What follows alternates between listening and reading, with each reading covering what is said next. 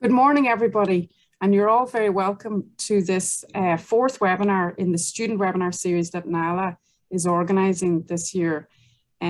These are to replace our student days. We normally have 2 student days a year, one in Dublin and one outside Dublin, but with COVID, unfortunately, we're not able to do that. But we are delighted to be with you today and hope you get something out of this webinar on creative writing. I was saying we're recording this and it'll be put up on NALA's website for people who can't make it here today, and you'll be able to play it back then. But I would like to welcome Ciara Garrity here, who is an author and she has written books. She's written 9 books, and I think her first one was called Saving Grace, and her current one is called Make Yourself at Home. And Ciara has a copy of it there. So she's a published author from Dublin. She'll tell you, I'm sure, a bit about herself now in a second.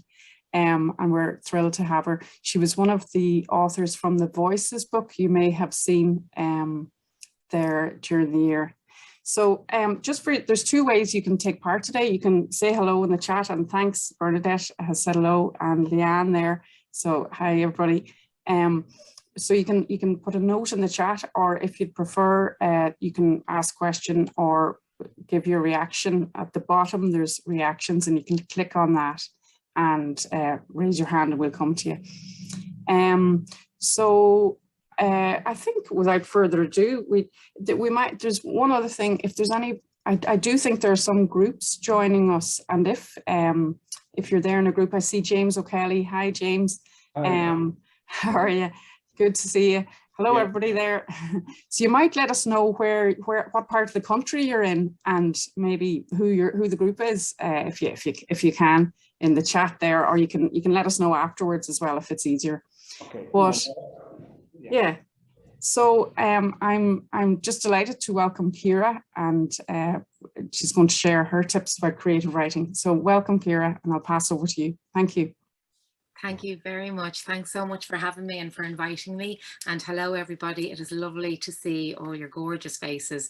I just wish we were doing it in real life, because I just love that buzz you get in the classroom and the energy. But I have to, first of all I can see is my face, so I'm just going to make that stop immediately. That's very, very distracting. And I'm going to hide self-view. Oh, that's much better. Okay. So, yeah, so I suppose to start, I'll just let you know that I came to writing pretty late in life. I was 34 when I started writing. So when I was in school, I was a pretty average student with, no real idea of what I wanted to do when I grew up, or who I wanted to be, or what course I wanted to do.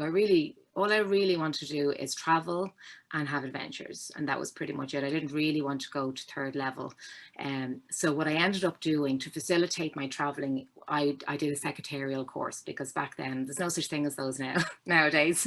But back then you could do a secretarial course that would take you maybe a year or 2 years depending, and you learned how to type and take shorthand and do all of those officey type things, and then you could literally travel the world with them. I also was good at French in school, so I was able to go to French speaking countries.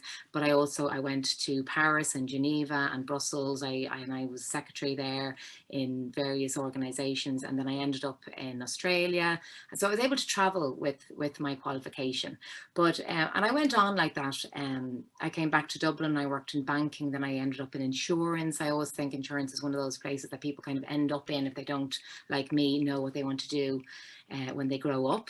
And then I got married and I started accumulating children, and I had 2 small children. I was working full time. Life was very, very busy, and I was 34 years old, and I was standing on the platform of my local train station heading into work back in the days when we used to commute, and I realized that I didn't know what I wanted to be when I grew up.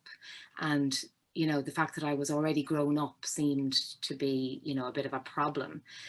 So I kind of felt really sort of low. It was a low time. I was like, oh my God, is this it?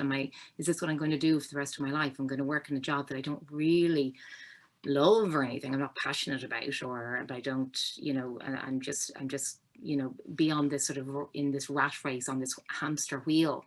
And you know, I kind of started asking myself some questions. So by then I was an insurance loss adjuster, which basically means that I worked for an insurance company, and whenever there was a claim, I would be sent out to investigate the claim, talk to the witnesses, write a report. Funnily enough, my boss used to always say to me, your report writing is really good. I love reading your reports. They're very entertaining. You tell us such a good story. So, you know, already I was kind of thinking that was a part of my job that I really enjoyed, actually, was the report writing. But in the course of my work, I was sent out to Plunkett College in Whitehall to investigate the curious case of the man who fell off the roof while he was doing his work in Whitehall. I'm not sure what he was employed as, but I don't know. I can't remember. But anyway, I was sent out. He was fine. He just fractured one of his legs, but he was suing the college. So I had to hop out and have a chat to, you know, various witnesses, and I had to climb up onto the roof of the college, see where it happened. And in the course of my investigations, I spoke to the principal there, and he was really proud, as he should have been, of his adult education program. And he was kind of bragging on that, and he gave me a prospectus to just for my own interest. And so that night I was going through the prospectus, you know, the way just idly sitting on the couch, picking it up, going through all the courses, and I came upon one course which was creative writing for beginners. And I don't know, something just tickled my fancy, and I just thought it was kind of coming to that time of the year, sort of September time, which I also always think is a really good time to start anything new. September and January, they feel like good times of the year to kind of start new projects. And obviously then the adult education program was starting up as well. So it was kind of one of those really spontaneous things. I didn't really think too much about it. I just said, you know what, I'm going to do that. And mostly what I really was looking for was an hour a week where I didn't have to worry about work. I didn't have to worry about my family or my, you know, the house or the housework, anything like that. I could just indulge myself for an hour a week and just do something that was completely unrelated to anything else in my life. And that was how I started writing, really, because I mean, I was very, very lucky, because you can do a lot of writing courses and, you know, I don't know, you can just be very lucky or very unlucky and just have not a great teacher. But I was very lucky because I happened to get a teacher called Emma Claire Sweeney, and she was not only a writer, but she was also a really good teacher. And those two skills are often, you know, you can be a good writer and not be a very good teacher, or you can be a very good teacher of writing and not be a particularly good writer. So it's really rare to get those two things together, and I happen to get them. And in one person who was this amazingly gentle but encouraging and very informative woman. And I had absolutely no sense of confidence in myself. My esteem in terms of my writing ability was non-existent, because I hadn't really thought of myself as a writer. But she kind of made it okay for me to think about myself as a writer. And really, I always kind of felt like I had imposter syndrome, you know, that who was I to think that I could, you know, write a novel or anything. I didn't have any experience. I didn't have any qualifications. I hadn't been to university. I hadn't studied English at third level or anything. I got a D in my leaving cert in English. Do you know what I mean? I hadn't covered myself in glory there. So who the hell was I to think that I could write stories? But Emma, my teacher, made it perfectly plausible for me to think that actually, yes, I can write stories. And not only can I write stories, but I'm actually good at writing stories. And she made it okay for me to say that. And it was just this really safe space where she would give us exercises every week. We would come back, we would read them out to the class, but she would insist that, okay, you're allowed critique, but you must say 3 positive and good things about the piece of work before you launch in with your critique, you know. So at least you are getting this really lovely balance, because when you're starting out as a writer, you need a massive amount of encouragement, and you need people to be gentle with you. And you also, what's really important is you need to be gentle with yourselves. I mean, I'm not sure what your levels are, if you have done if you've written before, or if you're just thinking about writing. That may be something that we can talk about later. But you know, whatever your proficiency is, always be incredibly kind to yourself. And if you're looking for feedback from people, always make sure that they know that you need encouragement. Because even now, like, I've been writing now for I don't know how, like, let's say 17 years, and you know, it never really gets easier, I suppose, and you always still need to be encouraged. And I suppose it's because you're not selling baked beans, you're really kind of putting yourself out there in a novel. And I always kind of liken it to sort of, you know, streaking down O'Connell Street and asking people to give you marks out of 10 for how you look and the speed of you and stuff. Like, it's very personal. So that's why you need to be kind to yourselves, and you need, if you're looking for feedback, you need to be looking for it from somebody that you trust, and somebody who loves you and who wants only great things for you.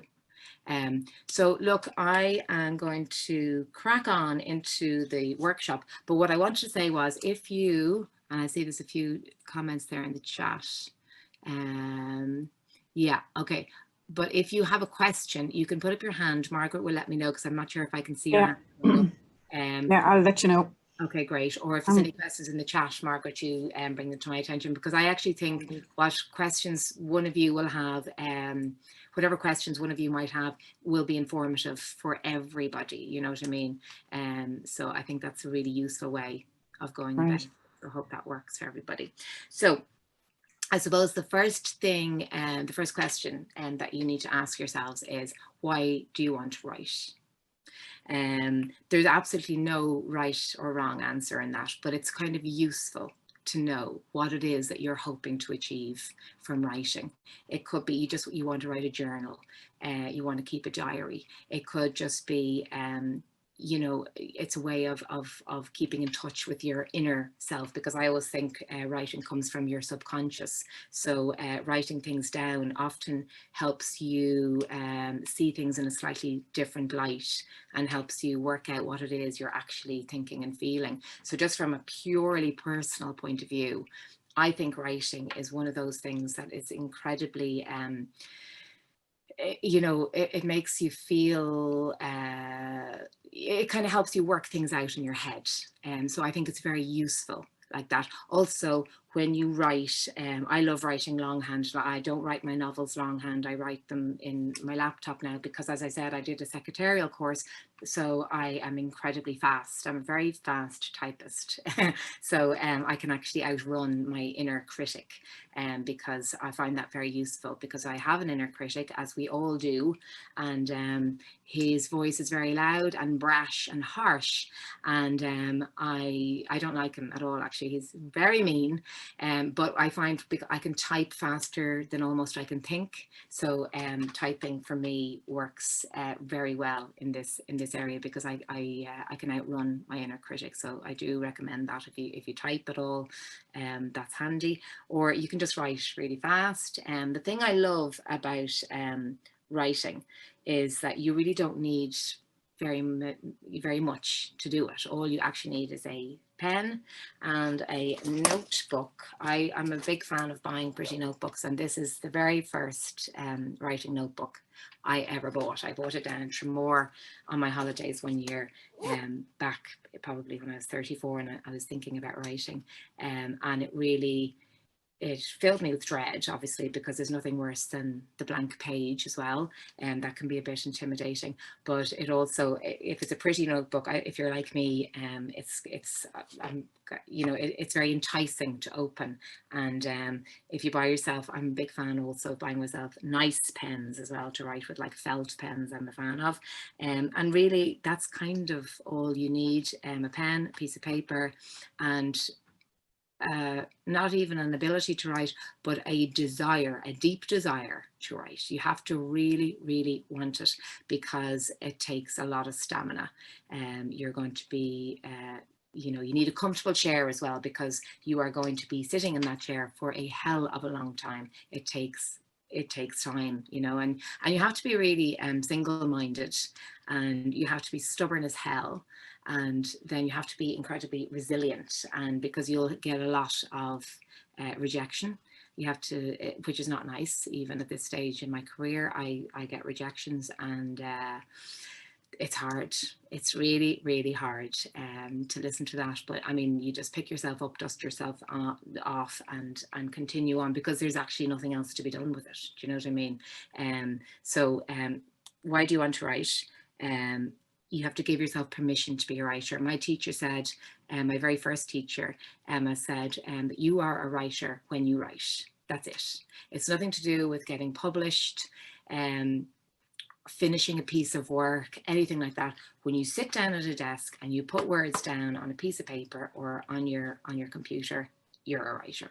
And that's really as simple as it is. You know, it is really actually that simple, and that's when you're a writer. It took me a long time to give myself permission to call myself a writer, and that was just to do with, I suppose, again, my imposter syndrome. Who did I think I was? What interesting stories did I have to tell? Who would want to read a book written by me? It was kind of a bit of a, you have notions, you think you're great. So it took me a long time to actually get up the nerve to, when people would say to you, like, if you're out in a pub or whatever, what do you do? And I would say, I'm a writer. And honestly, it felt massive the first few times I said that. It felt like really, and I didn't do it until I was actually published, but really I should have been doing it from the very beginning, because that's exactly what I was. I remember it as being one of the happiest times of my life, probably, when I was writing my first novel, because I did the course with the lovely teacher I was telling you about, and then I did another course in magic realism, which really wasn't my thing. It was all about, you know, fables and fairy tales, which I wasn't really interested in. And then I started writing my first novel, and I kind of felt like it was my secret life, because in the daytime I would be going around, you know, investigating insurance claims, being in the office, being a mother, being a wife, doing all the normal things that you do, grocery shopping, all that. But at night, I would literally get everybody to bed and write in the dead of night at the kitchen table. And I called it my secret life. And I, honest to God, felt like I was doing something amazing. Do you know, it really felt so good. I forgot to say, like, that for, you know, that first first lesson that I did in that creative writing class, it was like a light bulb moment for me. You know, it really, really was, because I just, it was like this light bulb went on in my head, and I realized I absolutely, this is it. This is the thing. This is what's been missing in my life, writing words on a page. It just seems so ridiculous, and that was the thing that was going to fill all the confusion and the void inside me. And but it really, really was. It was that simple. And obviously I should have been doing that all the time. But, you know, as well, I think it's kind of better that I started later, because I have definitely got more experience in the world. I have more stories to tell. I'm more understanding of people. I'm more empathetic towards people. I kind of get why people do the things they do, not all the time, but I have a better understanding. Just with age and experience, you just get that. So these are all brilliant tools for a writer, for when you are writing, because you need to write people. So you need to understand people, you need to like people, and be interested in them. And that's, you know, that would be one of your vital things that you have in your writer's toolbox. So what kind of a writer do you want to be? There's so many different answers, again, to this question. I'm a novelist. I sometimes write short stories. Sometimes I write memoir pieces for magazines or newspapers. So you could be all or any of those. You could be a journalist, you know, a diarist. You could keep a diary. You could write poetry, you can write songs, you could write children's books, you can write graphic novels, cartoon strips. I mean, you can write video games. Excuse me, sorry, I'm going to take some tea. I'm talking too much. There is so many different ways of telling stories. So you need to find out which way is the way that you want to tell your stories. So you can ask yourselves things like, what do you like to read? If you don't read a lot at the moment, you could think about, what did you like to read, or what stories did you love when you were a child? What characters did you love when you were a child? And you can, I suppose, what I'm trying to get at here is, if you write, I write the books that I like to read, you know, and I think a lot of readers do. So if you know what kind of stories you like, then you'll have a good idea of what kind of stories you want to write, you know. So maybe have a think about that for yourselves.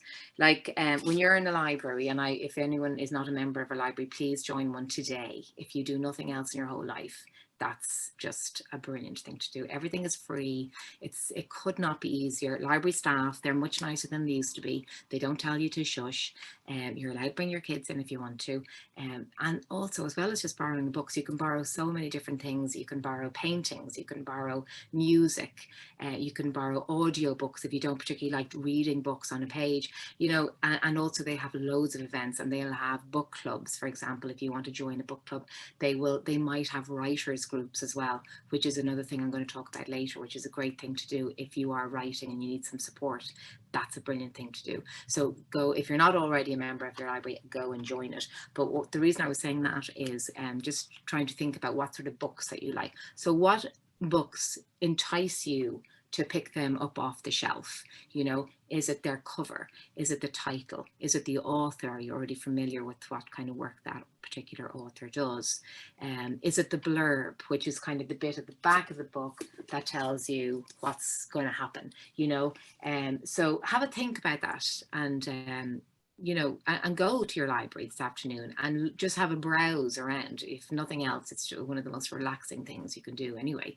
They're such lovely places, and my local library anyway, I know for a fact that they're allowing browsing now, and they're allowing, I was writing there the other day, because sometimes I like to mix it up. I'm here at the moment in my attic office, which I'm really lucky to have. I wrote for years at my kitchen table until I finally kind of, you know, got an actual contract with a publisher, and made some money, so invested in this space.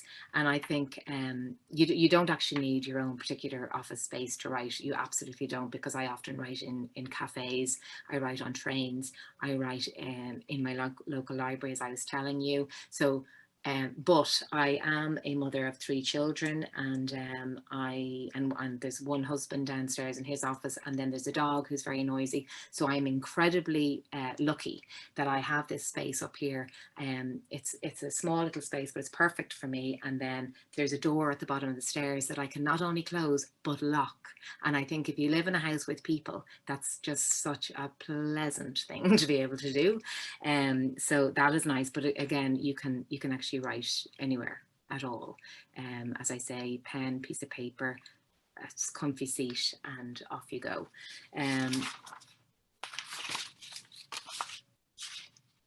Don't worry about who you're writing for. Lots of people talk about their audience, and you know, try and visualize them. And I know writers do that as well. And some writers I know, actually it helps them to think about who they're writing for. It does not help me, so it's obviously a very personal thing. But I always find I did have, I went to Listowel, to the Writers' Festival down there one year in very early days, and Jared Donovan, he's an Irish writer, he was giving a workshop, and he just said, write as if you are in a dark cave alone, and you will never, nobody will ever see your work. Ever, ever, ever. And that's just write it like that. And I found that helpful, you know, because sometimes, you know, I'm looking at, you know, I'm writing a scene, like say a sex scene or something. I'm thinking about my mother's face, and, you know, is she going to approve or disapprove, and how, you know, what, you know, and it's so ridiculous. Obviously I'm a grown up, and I shouldn't but I think it's a very common thing that people just kind of go, oh, that's kind of a nasty thing to say, or my character is, you know, they're sexist or they're racist or they're homophobic or there's something nasty about them, and then the writer's pulling back because it's not nice.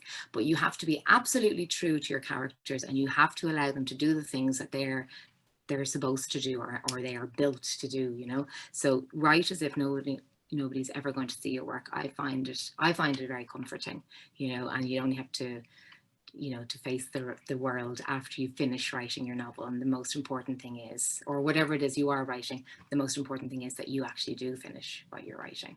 And so disregard everybody else's opinions, at least at first. The most important thing is getting the words down on the page. A writer's toolbox. Okay, I've talked about that, what you need. Also, absolutely do not worry about spellings, grammar, punctuation, anything like that. That's what editors are for. Really, good writing is about telling the truth, and telling the truth of your characters' lives. That's kind of it. You do not have to worry about your structure, or, you know, your sentences or your paragraphs or anything like that. Do not let that worry you in the slightest. The best thing that you can do for yourselves is just get it down on the page. Worry about that afterwards. And as I say, that's what editors are for, and we don't want to do them out of a job, you know. So getting started, lots of you possibly have already started, but if you haven't, what I would definitely recommend is allow yourself time to write. Respect your writing life, okay? So what I mean by that is carve out a time every day to write. And whatever happens in your day, do not deviate from that. It's, you know, it's as if that's your job, right? So whatever time of the day suits you. If you're thinking to yourself, I don't have time because I'm incredibly busy, get up an hour earlier, go to bed an hour later, you know, cut down on your Netflix watching by, say, 45 minutes a day. Something, just if you're very busy, go through your whole day and take out something that, even though you might enjoy it, but just take out something that's not essential, okay? And just allow yourself that time, and just ring fence that time and say, from, I don't know, 11 a.m. till 12 p.m. like today, this workshop, that's my writing time. So nobody is allowed to ring me. I turn my phone on silent. I get myself in a chair. I get myself a cup of tea. I get myself a pen and paper. And for that hour, even if I just sit there and do absolutely nothing, that is my writing time. And believe me, even if you think you're sitting there doing absolutely nothing, you're actually not, because your subconscious is constantly working. So, you know, so don't worry about that. Get into the practice of doing that, because I think you can train your brain to write, you know, eventually. If you sit there for long enough, you definitely can. When I started writing, as I said, I wrote in the dead of night, and I had my job and my kids and everything. So I wrote at nighttime, and later, when I really got going and I realized I actually have a novel on my hands and I got very excited about it, I wrote early in the morning as well, because I had motivation on my side. You know, I really wanted to get to the finish line. For my second novel, I was working in the daytime. I got myself a contract, a publishing deal. So I was able to give up my job in insurance, which was great. So I was working in the morning time when my kids were at school. And this was absolutely terrifying for me, because I wasn't used to it. And I kind of thought, oh my God, like, it's 9 o'clock in the morning, you know, the muse doesn't come at 9 o'clock. You have to wait until the nighttime, when it's more kind of, you know, I don't know, like mystical or something. And I kind of associated writing with some magic involved in it. There's good news and bad news about magic, as Mariam Keyes said. She says, the good news is there is magic, and the bad news is there is absolutely no magic. So in other words, you really, it's just 90% perspiration and 10% inspiration. So you really just have to sit down at your desk, and you have to, it's like bricklaying. You know, it's literally one brick at a time, one word at a time, one sentence at a time, one paragraph at a time, one page at a time. And that's how the work gets done. And it doesn't matter if it's 9 o'clock in the morning, if it's midnight. I kind of thought when I first started writing my second novel, I wouldn't be able to write at 9 in the morning because I'd never done it before. But I did, you know, because I sat there long enough. I actually thought I'll be so distracted by the house, I'll end up watching Judge Judy, which was my guilty pleasure at the time, or I don't know, just having endless cups of tea, being on the phone, making toast, and doing anything to distract myself. And for the first few months, yes, all of those things happened. But then, you know, after a while, I don't know, maybe it's just pure boredom. Like you're sitting there long enough, you'll do it. Okay, I've got a question there from Thomas, do I? Hello, can I ask you how many words do you have in each novel?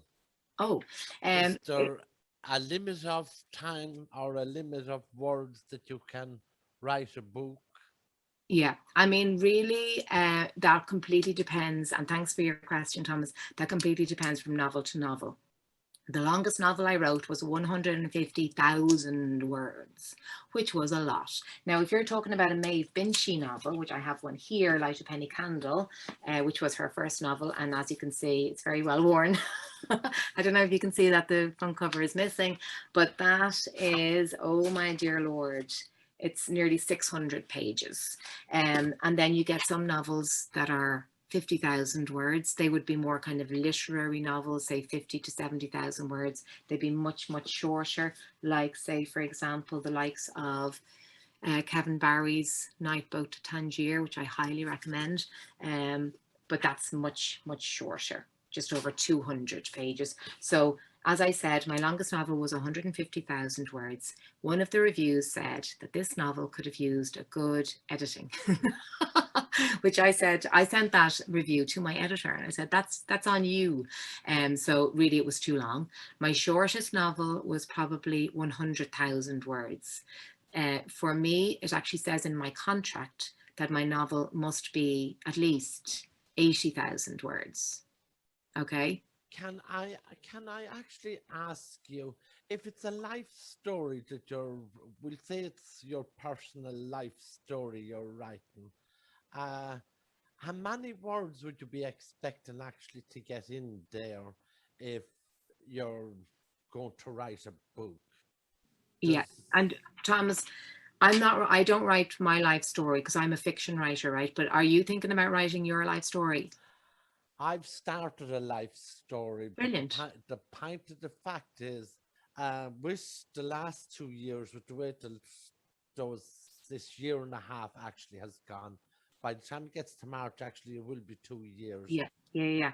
I had a person actually helping me to write this story. It's my life history, actually, and it's about not going to school, coming home and starting to work at the age of 17, actually, and bringing £30 home to my mother to feed the rest of the children.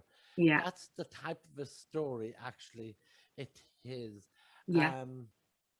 But I've got so much writing actually on pages that I think that I would be expecting actually a big pile of papers actually about that size. Yeah. And looking at the book that you just showed me there a minute ago, well, God, what I've written, that's not much of a life history, is it? And I'm actually 58. Do you think you've got too much or too little? I think I've got too little, and I don't know actually what's going to make up the rest. Okay. Well, I mean, the thing about it is that my advice would be like you tell your story, you know, and wherever it ends, that's where it ends. Do you know, it doesn't really matter how long or how short it is.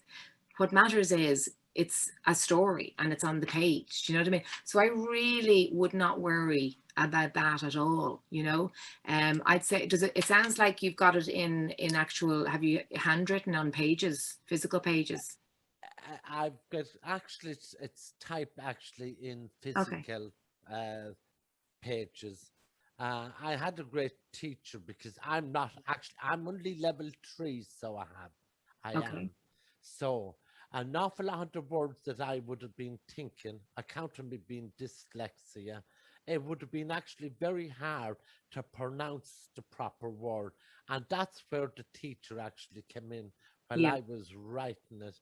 He was able to tell me, well, you're halfway there Yeah. actually on that word, but this is the proper way, he'd tell me, Sure. to pronounce it, you know. Yeah, and Uh, I think that's a very good point, Thomas, actually. And I would say that to everybody, if you have an opportunity to join a writing class, you know, obviously this is a writing workshop, so brilliant, you're doing this. But maybe a more regular class where you get to submit some work to a teacher, I think that's invaluable as well. If you can't do that, what you might do is join a writing group, and there's definitely going to be a writing group in everybody's locality, right, because there's so many of them. And I did that after I finished doing my creative writing courses.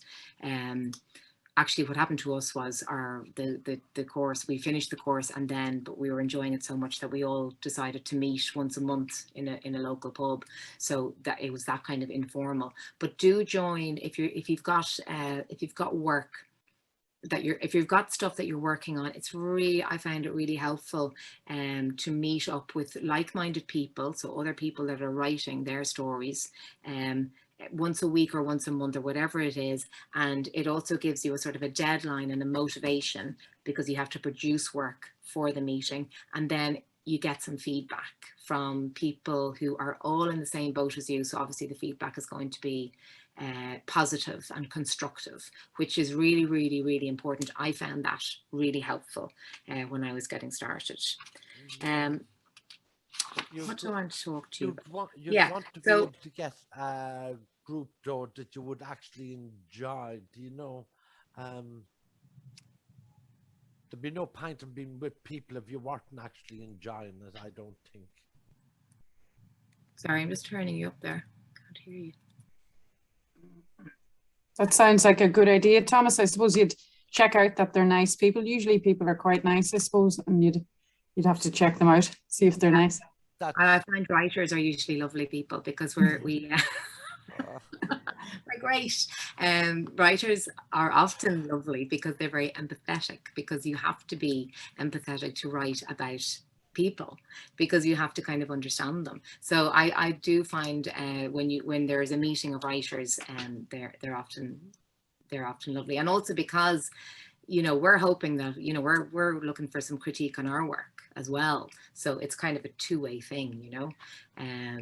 So writers are good in terms of knowing how to give positive but constructive feedback. So I think it's a good idea. You're in a safe space there. Yeah.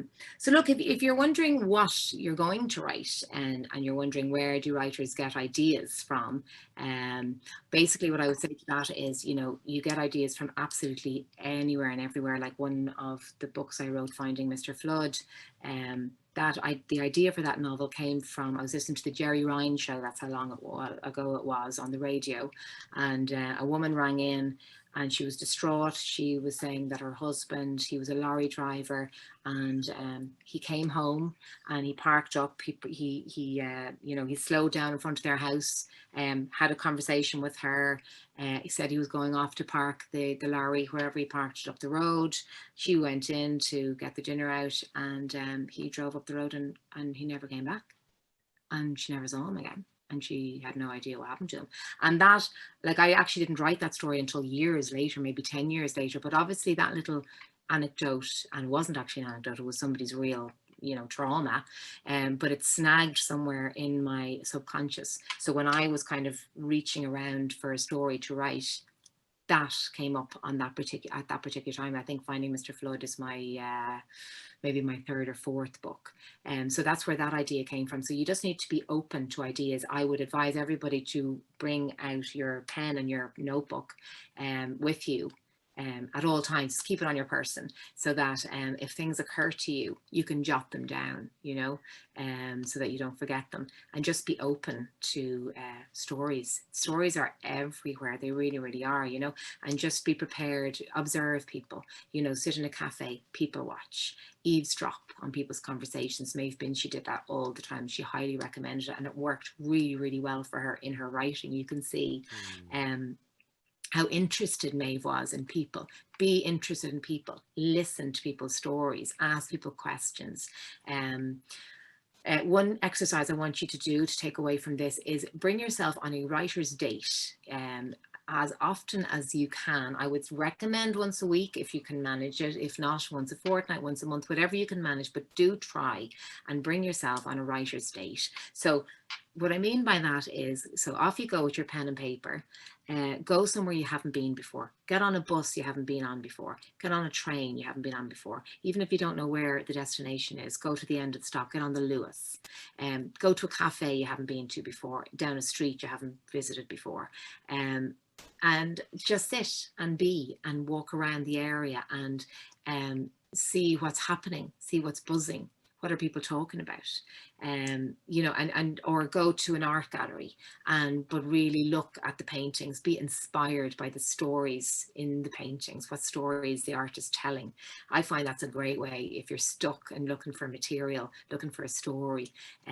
That's a great way. Just be open to story, really, is what I'm trying to tell you there. So now that you've started, what do you want to write about? I have be passionate with 3 exclamation marks. And this will help when boredom or fatigue set in. The great thing, one of the best things about writing is the beginning of your project. You're at the start of everything. It's so fabulous. It's kind of like falling in love because you've created all these characters. You've got this amazing story. You just can't wait to get stuck in, right? And you do, and you start, and you're brilliant, and everything's going well. And then after a day or a week or a month, it kind of grinds to a halt. I call it kind of the 20,000 word mark. And you kind of think, oh God, like, I don't want to go on. I don't want to continue. I'm bored with these characters. I don't know what to do with them. So you really, really have to, I mean, that's inevitable. You know, everyone goes through that. You have to carry them over the line. And so you need to pick a story and you need to pick characters that you are absolutely passionate about. If you are passionate about them, there's a good chance your readers will be passionate about them too. So that's really, really important. Okay.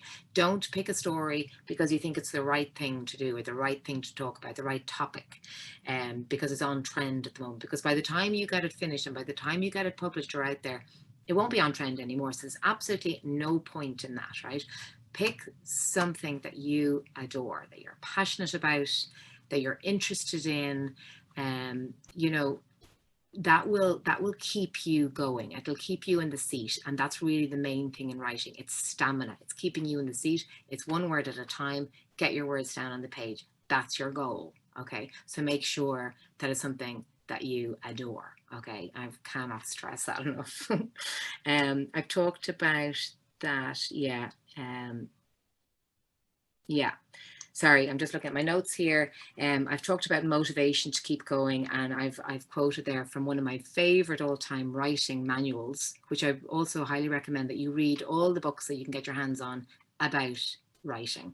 You know, how to write books. I find them, they're just really helpful. They're full of great tips and hints and advice, and they'll give you exercises to do as well, which I find great. But this one that I love is called Bird by Bird, and it's by an American writer called Anne Lamott. In the introduction, she talks about when she was on holidays with her family and her little brother. This is years ago when she was a kid. Her brother was 9. He'd had all summer to write this. He had a school project to do over the summer holidays. He had the whole summer to write it. It was about birds. And he kept putting it off, procrastinating, not doing it, until it got to the day before he was going back to school, and he hadn't done his project. And he was sitting at the table. He had his notebook. He had all the books on birds that he'd gotten out of the library. And he was crying. He was crying with the enormity on the impossibility of the task ahead of him. And he was like, how am I going to do this? And his dad sat him down. His dad sat down beside him, put his arm around him, and he said, bird by bird, buddy, is what he said. That's how you're going to do it, bird by bird. And I find that incredibly comforting, that you know, when you're faced with the mammoth task of whatever it is that you want to write, and it seems just insurmountable, massive, huge. I think about Anne Lamott's little brother, and I think about her dad, and I think that's how I'm going to do it. I'm going to do it bird by bird, which basically means word by word, sentence by sentence, paragraph by paragraph, page by page, and you'll get to a chapter, and then you can move on. And that's how you do it. And you try not to think about, you know, the enormity of what you're actually doing. You just get to your desk or wherever it is you're writing and get something down on the page, even if it's only a sentence a day, a paragraph a day, whatever it is, whatever you can manage, that's what you do. And that is enough, you know, that really is enough. That's great. Ciara, I've just put it down in the text there, but I might have, I mightn't have the spelling of her name right. Oh, Anne Lamott, sorry. It's Anne Lamott. M-O-T-T, as far as I know. Anne Lamott, yeah. You'd find the bird by bird anyway, wouldn't you? That's good. Yeah, Anne Lamott. Very good. I usually have it there on my desk, but I think I don't at the moment. So I'm sorry, I'm not keeping an eye on the chats. Are you, Margaret? Yeah, I'm keeping an eye. And people are saying hello, and just delighted to be here. Nothing major, no more major questions that I can see. Sure. But we might just check if anybody does have any questions, Ciara. I think it's about 10 to now, Okay. 10 to 12. And we might do that really awkward silence until people feel comfortable asking.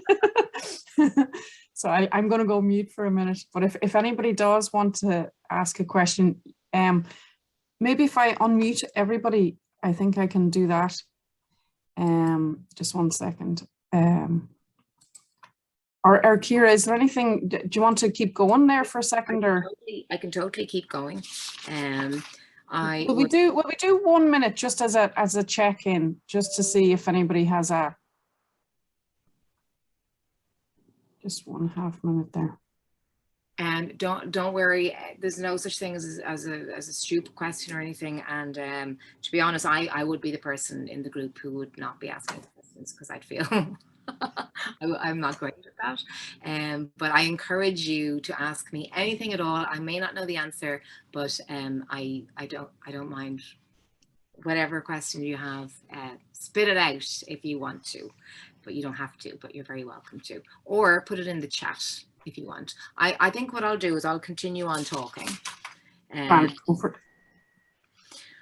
Okay, so I was going to talk about, kind of get down into the nitty gritty of actually writing. Okay, so the first thing really is, let me have a look. Oh yeah, really for me, the most important thing is your character. Okay, your character is king. Plot is very much secondary, and I am talking to you now really about kind of novel writing, although it'll probably apply to any kind of writing that you are doing, but that's my experience, I suppose. So that's how I'm going to approach this one. So creating a character, it's basically like getting to know somebody in real life. I mean, it's really as simple as that. You need to know millions of things about them. You need to know what their favorite food is, where they went to school, what they're afraid of, what they tell people their favorite movie is, what their actual favorite movie is. You know, this kind of thing. You need to literally know how they react to a certain situation. What do they think about repeal the 8th? What's their politics? Where do they go to school? I'd probably say that. What's their favorite place to visit? What's their favorite food? You know, literally ask yourself billions of questions. Create a map of this person. You know, you can do it on a page. You can, you know, draw your little stick insect in the middle, or a picture of somebody that you're picturing in your mind. You might have an actor in mind for who's going to play this person in the movie version of your novel, because that's always nice. So have a picture of that actor, for example, have a cork board, put the picture on the cork board, and you know, just do a mind map, diagrams out. lines out from the picture, with giving your character the characteristics, what makes them tick, where do they live, what's their family life, what was their childhood like, you know, all of these things. One exercise I was going to give you to do, but you can do it in your own time, is do a CV for your character. Write an actual CV out for your character, okay? And include in it all the lies that your character may or may not tell, you know, the exaggerations your character may indulge in, because, you know, we all do that on our CVs, don't we? And that'll tell you an enormous amount about your character as well. What are his fears? You know, what are the things that she's ashamed of? Yes, Thomas. I think you're on mute, are you? Ask to unmute. Margaret, I can't hear. Yeah. Thomas, you need to unmute. Yeah, perfect. There you go. Can I ask you, is there a difference between writing fictional stories and a true one? Is it easier to put a fictional story together about somebody? I mean, for someone that has written, how many stories did you say? I'd say you've no problem in writing them. Well, thanks. I'm going to take that as a compliment. Like fictional stories, absolutely. Like I said earlier, good storytelling is telling the truth.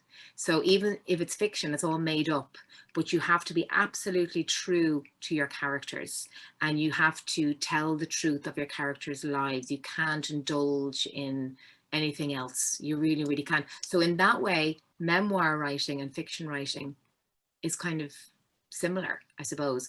Fiction writing is possibly a bit easier because we can work with plot.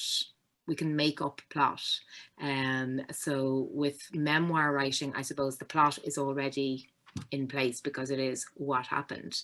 But in terms of the difference between the two, as a memoirist, you still have to make it, you know, you have to hook your reader, you have to have a great story, you have to engage your reader, make them want to read more. So from that point of view, it's, you know, writing is very similar no matter what it is you are writing. Do you ever get tired of writing fiction, Dawn? I do. I do. Yeah, absolutely. And not physically tired, but kind of just, oh, you know, it's hard work, like, but then again, you know, I'm not going down a mine and you know, mining for coal or anything. It's not like that kind of hard work, but sometimes I suppose it's kind of solitary.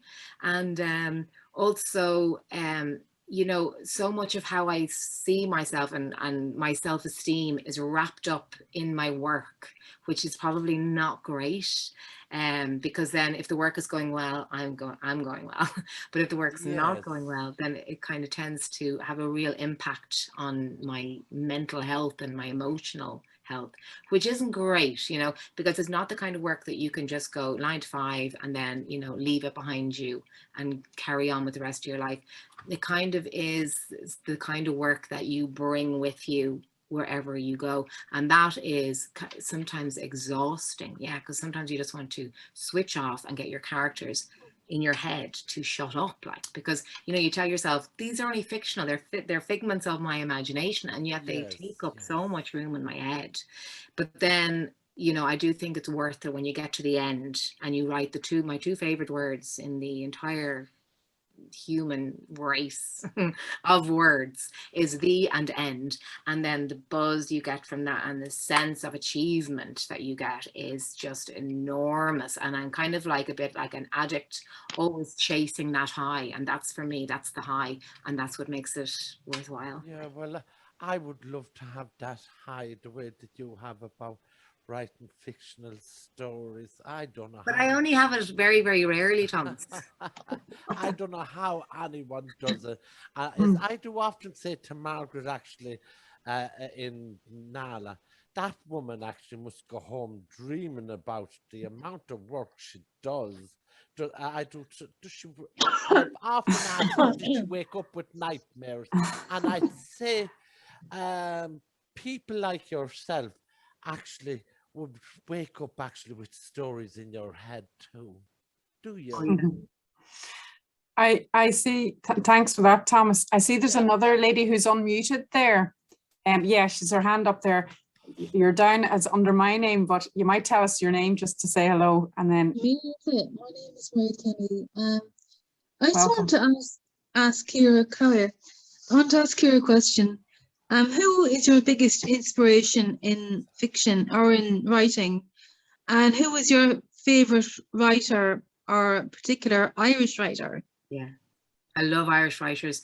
I'm definitely, there's so many. I find it hard and I kind of mean to choose them as well, because it's like, oh, they're so brilliant and there's so many of them. Definitely Maeve Binchy, massive. Oh yeah, definitely, yeah. Yeah. Marion Keyes, I have her. I have loads of books there beside me that I was going to read extracts from them to you, but anyway, I didn't get a chance to do that. But yeah, Marion Keyes, Kevin Barry for short stories, adore him. He's an Irish writer. But basically, I remember listening to Maeve Binchy years ago. This is way long before I ever started writing, and being interviewed. And she said, you know, the reason she started writing was because she was reading a novel and she thought to herself, oh God, I can do a better job than this. She wasn't very impressed. And I thought to myself, listening to the radio, I thought, I have felt that myself, you know, that I could actually do that better, tell the story better, I could make it more interesting. And that was kind of the first, you see, there's so many things that happened. It wasn't just the light bulb moment for me at the creative writing class, but if I think about it, there's lots of little things that happened along the way. And that's definitely one of them. And Maeve, I love the way she writes. She's so warm. I do this podcast called Book Birds with a pal of mine, a writer friend, and in which we reread books that we loved when we were younger. And we reread recently Light a Penny Candle by Maeve Binchy. And honest to God, if you do yourselves a favour, if you haven't read it or if you just want to reread it, it's like this massive big warm hug in a book.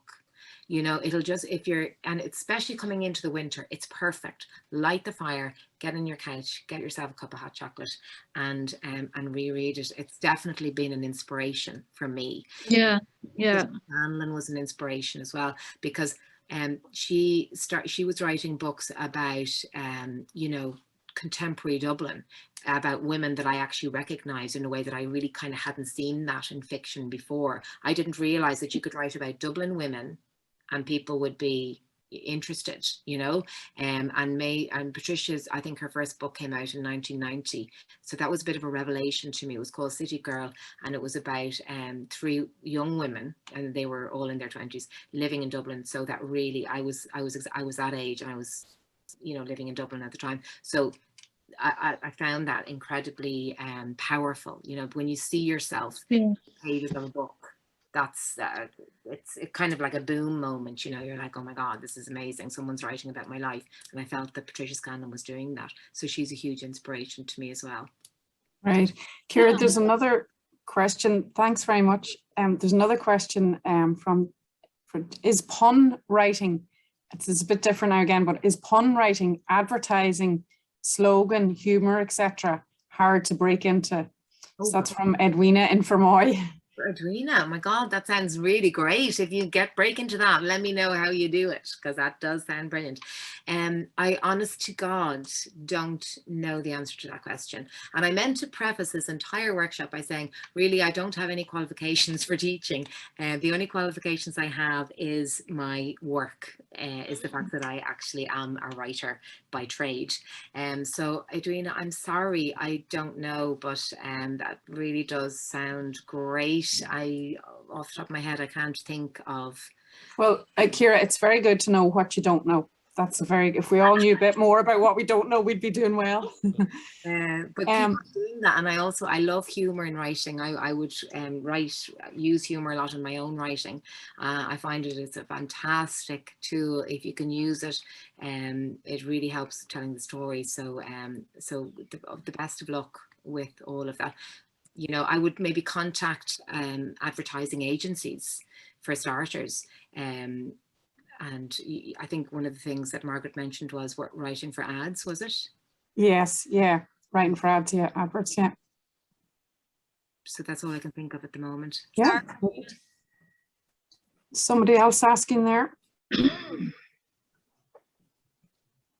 Is there any other questions there? Thomas has another question. Can I ask you about May Binchy? Do you not think it was wrong of her to do what she'd done when she read that story? I could write that better. Yeah. She didn't mention the writer or the story. She just said that that's how she kind of started writing, because up to then she hadn't written. She was a journalist. She was kind of an accidental journalist, because basically she had been a school teacher, and then she started during her holidays.